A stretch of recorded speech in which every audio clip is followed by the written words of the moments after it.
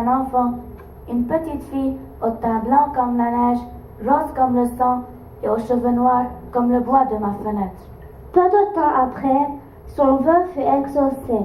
La reine eut une petite fille qui était blanche comme neige, rose comme sang, et ses cheveux étaient noirs comme de l'évin.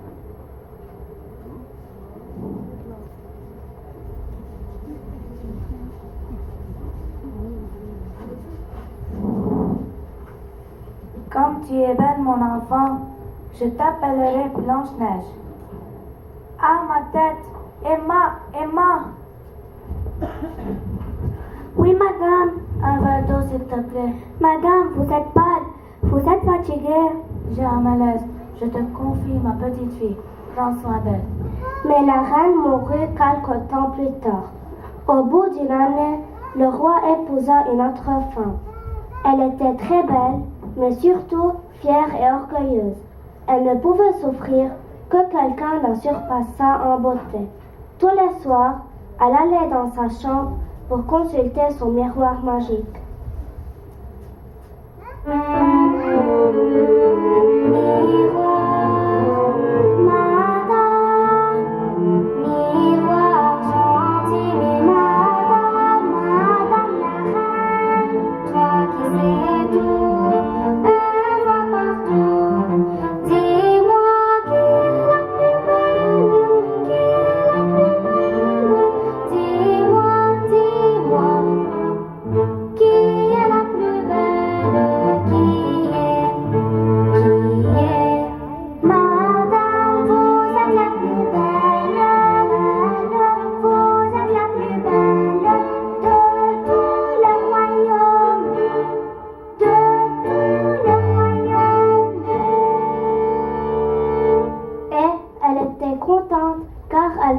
Que le miroir disait toujours la vérité.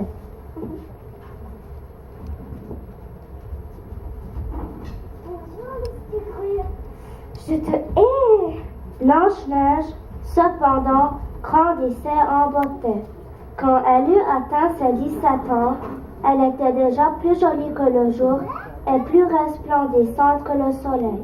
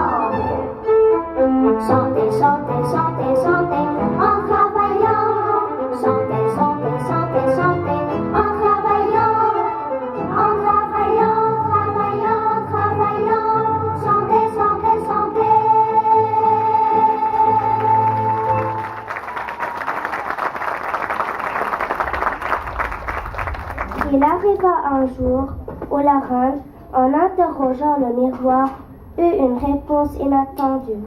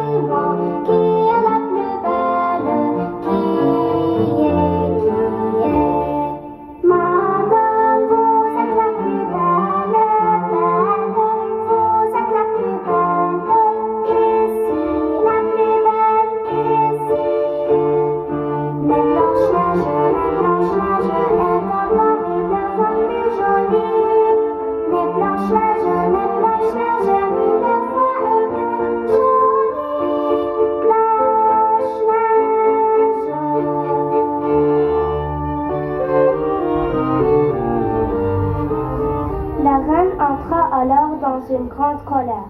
Elle devint jaune et verte de jalousie. Elle ne pouvait supporter d'avoir une rivale, même si c'était la fille du roi, son mari. Elle en avait perdu le repos le jour et la nuit.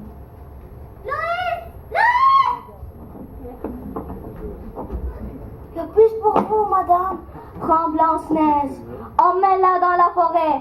Je ne veux plus la voir. Tue-la et rapporte-moi comme preuve de sa mort son poumon et son foie. Ai-je bien entendu? La princesse Blanche-Neige? Oui, et c'est un ordre. Que cela soit fait immédiatement. Bien, ma reine. Le chasseur obéit et conduisit Blanche-Neige dans la forêt.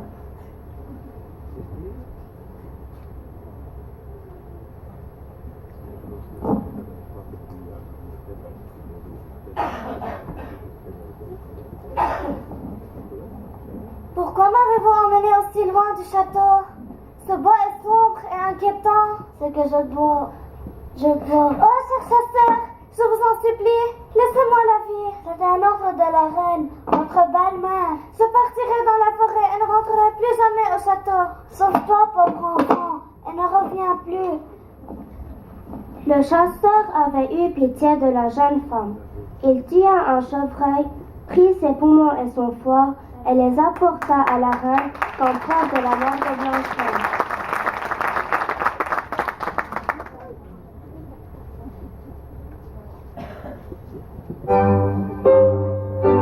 Ne vous sauvez pas, je ne vous ferai pas du mal.